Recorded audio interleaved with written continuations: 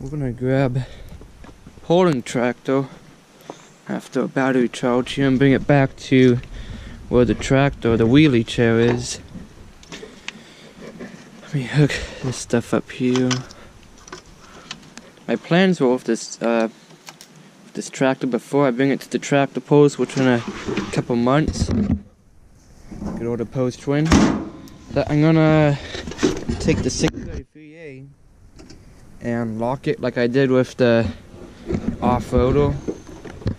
Put some plates in there, make a video on how to install that and see if anyone wants some of those things. So pull the choke.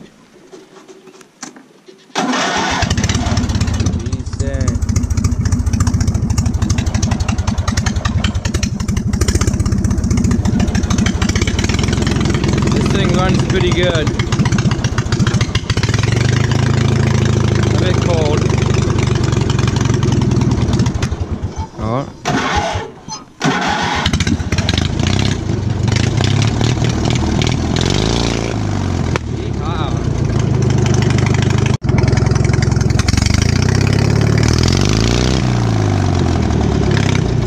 So check this out, we got the 4x4 transmissions sitting up on this generator, which has got a GX240 stuffed in there. I just picked that generator up with a couple other items in it. Follow the gas and stuff in it, first or second pull, and it started right up. Probably been sitting for a couple years, but anyways, trans 930 peerlesses are looking really good. You can see there's some pitting on them.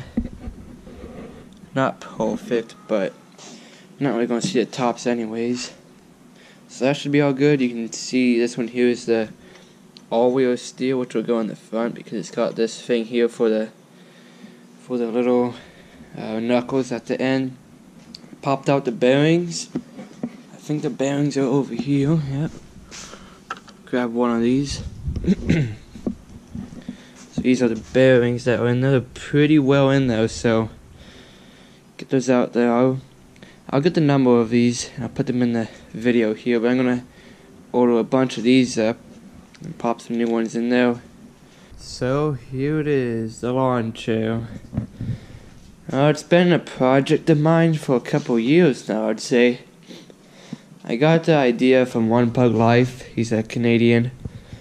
He used to do crazy stuff. He'd take pretty much the exact same thing with just a frame and an actual lawn chair strapped down to it with an engine and a solid axle and jump them. If you haven't seen his videos, go and check them out. That's why I got the idea to make this. And it's been kind of a cool little get around vehicle to get walking and stuff. So I'm going to show you how and what I've done to it.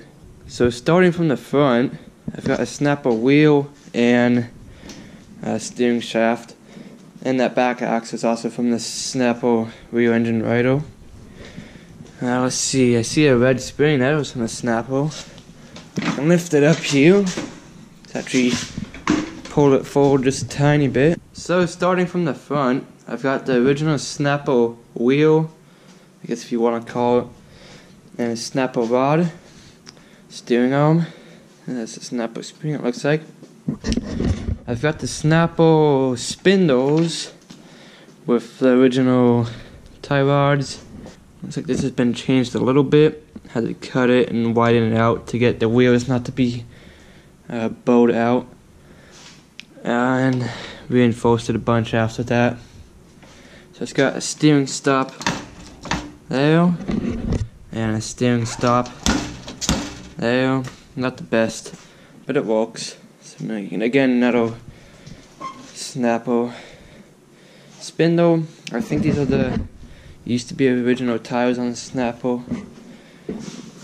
So there's those, just held on with a little hitch pin, makes it easy to service it.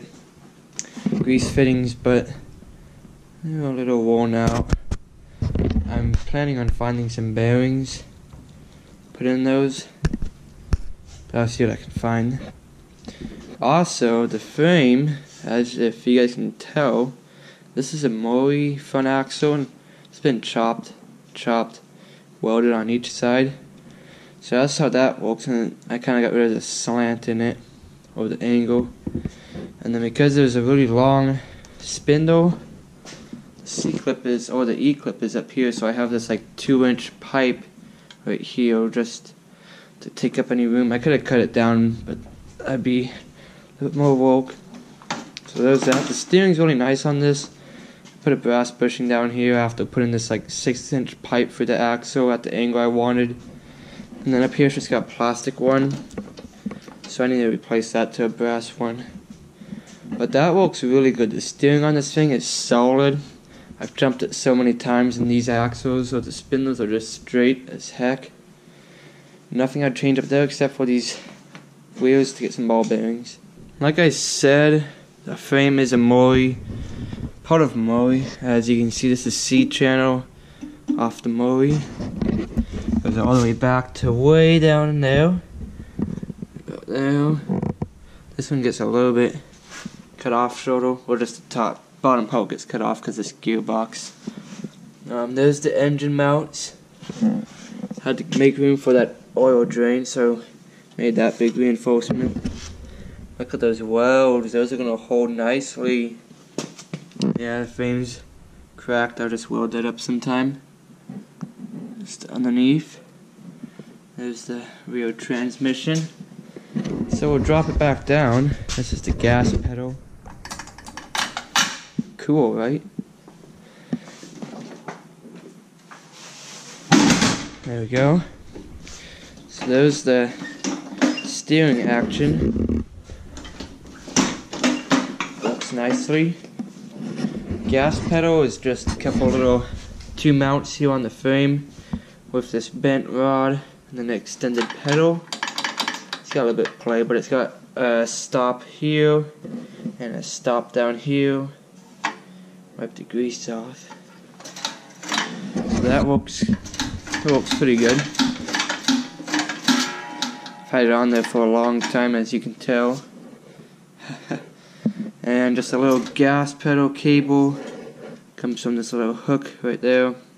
I'm always having to change the end on this, maybe every year, because it snaps off. If I can get a spring from here then to the cable, that would work a lot better. So that's a tip if you guys do that. I've got these Craftsman footboards up here because originally it was just the box frame. And when I really started out a long time ago, I didn't even have this sheet there. It's just you put your feet on that, they don't fall down below. Since then I've added a piece of metal, which it had some reinforcements back here, there's welds, and then it had another piece there, but those fell right off. And the footboards were added to keep any water off the wheels coming up, and it's also a good spot to keep your feet.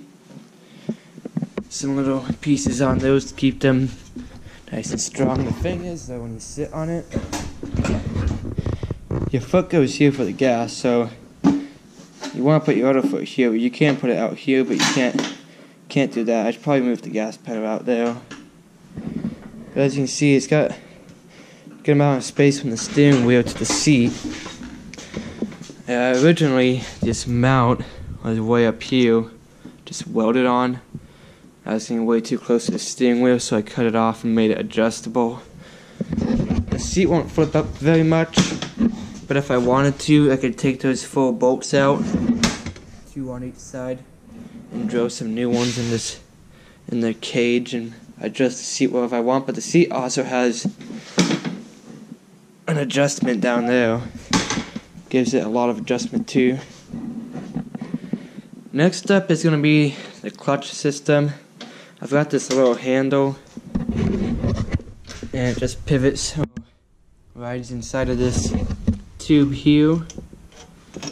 Some washers welded on it to keep it in there, so you can push it like that, and I'll lock it, put it over there like that. It's just a cheap setup I done. So I just made this. I used to have one of those. I used to have this on there, which, if you guys can tell what that is, that's a Craftsman deck engagement. That's the cable type that'd be up on the dashboard. And I had that down here and extended it, and it worked pretty good until it broke off a couple of times. So just got done making this one. It works pretty good. 5-inch engine pulley with a little bracket to keep it from belt from falling off, and you can just move it with your hand when you want to change the belts. This is the back transmission. I'll show you in a second. But all this is I think it's a 20-inch Craftsman steering arm, which will work perfect. It gives me a lot of. The arm worked nicely, but I can move this pivot point anywhere on here, and the arm would still work nicely. And then down in here is the 5-inch engine pulley. Goes to about 1.5-inch pulley on this gearbox here, which has a big chain. And there's 2 axles inside of those housings. The big axle is on the outside, which goes to the gearbox. There's a little axle back inside of it that connects the wheels to the differential. It's a really confusing, dumb setup, but I mean it works. And you can see when I push this thing, that pulley spins. It might be kind of hard to see, but that pulley spins a bunch just from the littlest movement, which means it takes a lot of spinning on that pulley to get this thing moving at any reasonable speed. And especially with a 5-inch to 1.5-inch, that's like 10,000 RPMs plus on that bearing, but it's lasted a couple of years. And I have a green right there. A couple of springs back there. We got the clutch. This gearbox, the chain box, can also pivot on this axle. Loosens or tightens the belt. And there's one little idler pulley right in there to keep this thing from rubbing on the frame. So that works. I just got this piece of angle iron in here with this here next to it, which is just a piece of pipe. If I push this forward and let the tension off. On the back of this gearbox, it's just exposed shaft, and it rubs. I also need to not shift all the way over here because it can do that, so I just have it riding against that. Also, you'll see this Craftsman box here. It's kind of hard to open, but there's a battery inside of that. Runs up to the wall light switch to power the front light on it. I should probably like get an LED on there. That works fine. And got these fenders. I actually had double fenders, so it would actually cover the wheel, but it's been flipped a couple of times, and those have fallen off a couple of times. Just got some brackets running off the cage and a bracket underneath the frame, but more frame support and whatnot. And it's got about 18-inch tires. Last up is the engine. The well-known 212 Predator. Fit pretty nicely in this frame. Really couldn't have got a bigger engine, especially with that pulley there, as you guys can see, and the shroud over there, as you can see. Got a little notch so I can rotate that thing in there, and if the rope breaks, which it did, you can take that off. Can't actually get it out of there, but you can put the rope back in it, so that works nicely. There's the gas pedal. I hit the gas pedal for you guys here. Has this cable just running up there. That's how that works. Everything is accessible. I probably would change where the kill switch is, but it's not that hard when you're sitting on it. And you reach back here, flip it on, you're good to go. And if I want to put gas in it, there's the tank. And I just have to move that adjustment up so I can actually get the seat to flip forward. But there's pretty much the overview on the lawn chair. The nice thing about this lawn chair is that it's got the perfect amount of space in here where your leg goes. That allows a nice 5-gallon gas tank to go right in there. So when something runs out, you can get the chair out and go and get some gas.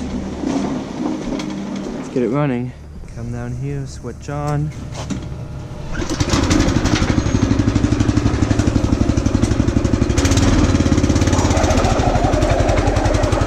And because it is just a belt clutch, it's kind of weird to use, but it's not too bad.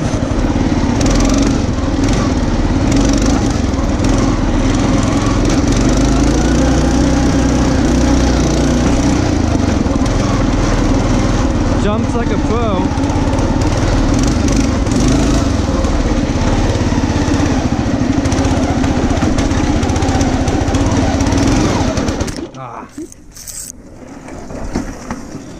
gotta be careful with uneven spots because it is a solid frame.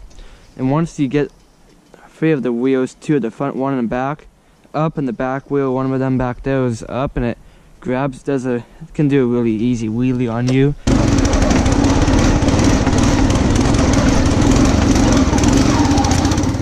Yay! Oh boy.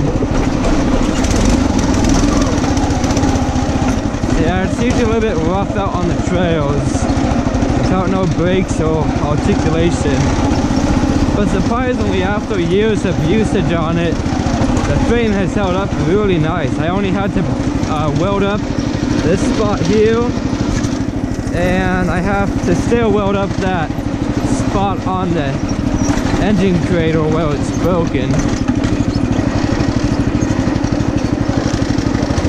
It's a little bit geared too high for the trails, especially with that size of a pulley on the back, but I can manage it.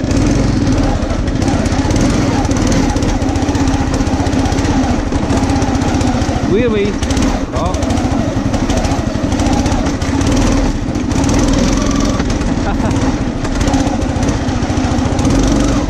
This thing doesn't like going from idle to full throttle, but it is one of those hemispherical predators. You can tell by you can't see it, but it's got the cast iron valve cover. Okay, we're getting into the woods. Good thing we've got the headlight so we can see where we're going. This thing will not be half bad out on the trails, but if it had articulation, that'd be really nice.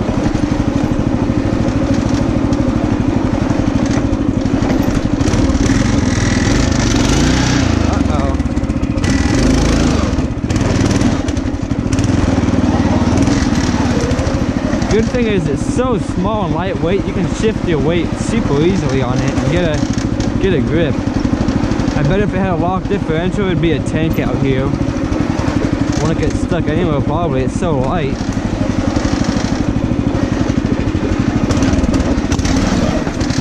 Whee! Big hill.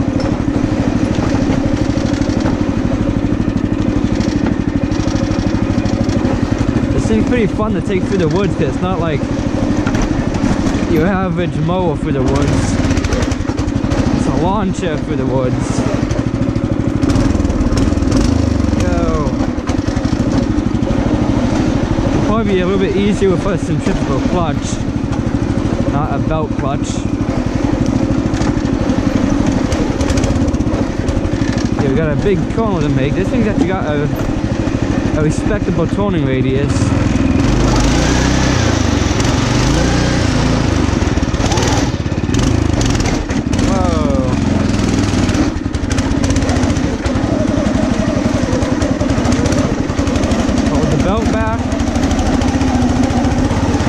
This thing's not bad on belts either. I just replaced the second belt on it yesterday. Oh. I just replaced the second belt on it yesterday. There's the new belt. It's like a 36-inch belt. But out of like the couple years, probably 4 years I've had this thing, it's only gone for 2 belts. Not too bad.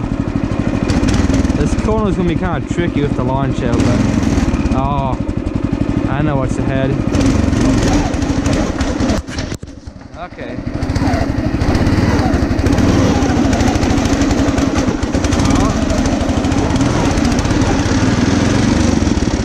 Yeah, it's super tricky without no articulation. Lean it this way a little bit. It's actually a lot easier if you let the clutch do its own thing. I'm trying to hold it back and get belt traction, but it seems to like it right now. Yep, there's the tree. We could actually walk it through that, wouldn't be bad.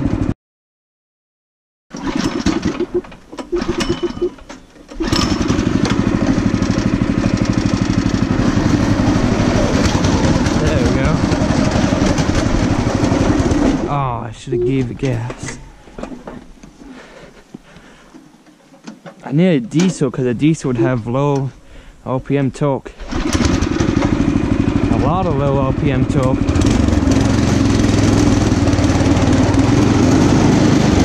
Clutch seems to have a good mind of its own.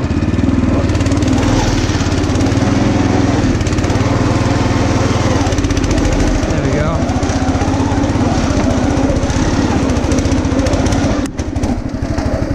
Oh, here we are, back on the easier roads. Well, I hope you guys enjoyed this video of Offroad MudMowers. Had some fun out on the lawn show. You guys, I don't think I've ever showed this thing, or maybe it's been in the back of some videos hiding back in there, but it's a fun little unit, you could call it. Gets up and goes, and it's, you know, you can drive it to wherever you want and just take a seat and sit back and relax on it. So until next time, stay tuned for more.